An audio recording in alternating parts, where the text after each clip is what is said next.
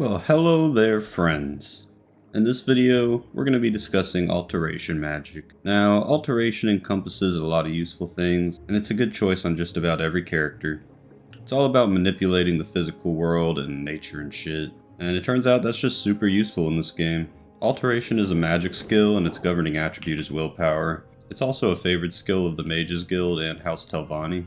High Elves and Bretons both get a +5 bonus to Alteration upon character creation. So for training Alteration, I recommend just making like a simple shield spell on self for 1 magnitude for 1 second. And just run around spamming this and your Alteration will level up as you play the game. So in a second here, we're going to be going over every Alteration spell effect and talking about them in more detail. But I just wanted to give my quick anecdotal thoughts on the Alteration skill. So I think it's one of the most practical and versatile schools of magic in the game. It's basically always useful to have and just smooths out a lot of Morrowind's edges. It pretty much just gaps lockpicking, like it just can do what lockpicking can do. Plus it's like the skill of movement options in this game, and y'all know I like to go fast. Okay, so the rest of this video is just going to be talking about the different Alteration spell effects in Morrowind. Now remember, to spellcraft these effects, you're going to need to have at least one spell with one of those spell effects on it. So if you don't have the spell effect you need yet, just Google, Morrowind space, and then type the spell effect you're looking for. The page will pop up, and then there is a section called spells. You click that, and it will show you all the different vendors in the game that have spells with those effects. You just buy one of those, and you'll be set. Alright, so first up we have Burden. It increases an enemy's encumbrance by the magnitude you choose for a certain duration.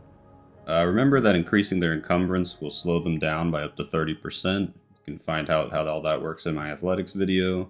But if their encumbrance goes over their maximum value, then they'll be completely unable to move, and you're free to just, pelt them at range or whatever you want to do to them, really. So this is pretty similar to the damage strength spell we looked at in my destruction video. They're both going to lower the total encumbrance level of the enemy. Combining the two effects actually gives you the best results in the long run. So if you were making a spell with the idea of, freezing people in place, then I would combine, damage strength, such and such, whatever you're able to do, with a burden effect, such and such, whatever you're able to do, and just play around with it. In my experience, it's pretty hard to completely over encumber someone and not let them move with a spell like this, because NPCs in this game just don't tend to carry a lot of stuff, so they're not going to be that encumbered even if you use the spell on them. The one exception is enemies wearing really heavy armor, like Daedric armor or Ebony armor. Then you might have a chance of freezing them in place, and that's really good because those enemies tend to be pretty strong. And Feather is the opposite of Burden. It'll reduce your encumbrance by the magnitude you choose. Now Feather is kind of just strictly worse than the restoration spell Fortify Strength, which is actually 5 times more efficient at raising your encumbrance, and it'll increase your melee damage too. So when Feather is useful is when you're actually able to feather below 0 encumbrance. You can't do that with Fortify Strength, and if you do that with Feather, you'll be able to run faster, jump higher, you'll recover fatigue more quickly. So kind of like Burden, the best thing to do is a mix spell. So you want to do a Feather effect and a Fortify Strength effect from the Restoration School, and that'll kind of give you the best of both worlds there. But yeah, obviously, still a good spell to have around. I like to use that mix spell I just talked about when I'm in a dungeon and I got a lot of loot, or I picked up a heavy armor set that I want to sell. I'll feather myself so I can actually carry it out of there. Now, Shield here increases either you or a target's armor rating by a magnitude for a set duration. It's kind of just like putting on another piece of armor.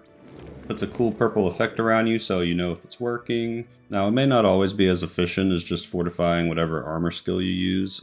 Here's the parameters to see which one you should use, assuming you have equal access to Alteration and Restoration. So yeah, basically take in this information and look at your character and determine if you want to use Shield or a Fortify armor skill, or, mix them, kind of like the last few spells. Fire, Frost, and Lightning Shield all work similarly to each other, but they use different elements. Each one provides its magnitude as a percentage of resistant against said element, so if you're going up against a mage that uses fire spells, you're going to want to use your Fire Shield. They also do a bit of damage of that element to any enemy that hits you with a melee attack up close, It only procs when they actually hit you, so, you know, getting hit isn't great, but at least they're taking some damage for it. And these can be useful if you know you'll be fighting, you know, powerful enemy of that damage type, maybe a Storm Atronach. You can put on your Storm Shield, and it makes that fight a lot easier for you. So keep that in mind. That's what the Elemental Shields do. So Slowfall here reduces your rate of descent in the air, and even 1 point of it will completely negate fall damage. So just 1 point of Slowfall, and you can just jump off anything in the game and not worry about getting hurt. The more magnitude of Slowfall you use, so see how it says Slowfall 30 points, that just determines how much air control you have while airborne. Slowfall is very helpful when combined with our next spell effect. Here's my spell, Hulk Mode 3. It's number 3 because I kind of screwed up the first two. But it uses Jump. And Jump is a super underrated spell, and it's one of the best movement options in the game. This one I've made here might be a little overboard, but here's what it looks like. It simply increases your maximum jump height, which basically lets you jump across the map. You're going to want to combine it with a point of Slowfall like I did here, just 1 point, and you will not be able to take damage from the fall. And there are other methods to negate the damage too, like Fortify Acrobatics or using Levitation in the air, but I think the Slowfall is the easiest. You can also use Jump to train agility really quickly. If you just figure out how high you can jump without the damage outright killing you, then you can just use Jump in the air, land, barely not die, and you can heal yourself up for some restoration experience too, and then just repeat. You'll level up your acrobatics pretty quickly that way. But yeah, I think a jump spell that's a little less crazy than this one, you know. This one's 100 points, maybe you could do like 40 points. It's actually a great, like, mana efficient way to get around the map. It's going to be faster than levitating for most characters that don't have, you know, a cracked out speed stat, because you can just jump faster than you can levitate. So big fan of Jump. Definitely recommend jumping around like a frog across the map for, you know, a lot of the game until you can just fly. So Levitate is my favorite spell in Morrowind, and fuck Bethesda for getting rid of it. The magnitude is combined with your speed stat to determine how fast you can move through the air for the duration of the spell. And yeah, you can fucking fly. It's awesome. It's the best shit ever. The devs even put in tons of stuff to find in places where, like, you can only access it with Levitation. You need Levitation to navigate Telvanni buildings, like my house in Telfir. It's so flavorful and cool. You know, they gave an in-lore reason why this was removed with some levitation ban or whatever. You know, nice cop-out, bro. Fraud. Fraud Howard.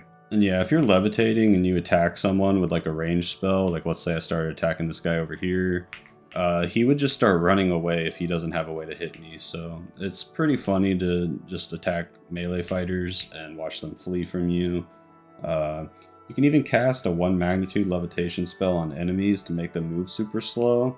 It's actually probably a better option than that burden stuff I was showing you earlier. Just do like a 1 point levitation spell, 30 seconds on target, and they'll just kind of be floating in place really slowly because their speed stat probably isn't going to be that high. About to run out of magic here.